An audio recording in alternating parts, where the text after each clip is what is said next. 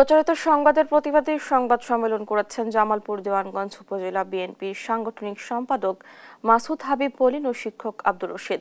সোমবার দুপুরে Dewanganj high school মোড়ে নিজ কার্যালয়ের সংবাদ সম্মেলনে বক্তব্যে পলিন বলেন, ঠিকাদারের অর্থ আত্মসাৎ নিয়ে প্রচারিত সংবাদ উপস্থাপিত অভিযোগ মিথ্যা ও ভিত্তিহীন।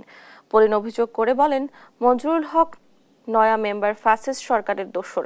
তিনি পলাতক থেকেও বিএনপি নেতাকর্মীদের বিরুদ্ধে বিভিন্ন গণমাধ্যমে অপপ্রচার চালিয়ে যাচ্ছেন। আমাদের আরো কিছু চেক ছিল পলিনের সাথে, যে চেকগুলো নিয়ে গন্ডগোল, সেটাও সে অবৈধভাবে ভাঙছে। ওই পরিপ্রেক্ষিতে আমিও ওই চেকটা ওইভাবেই ভাঙছি।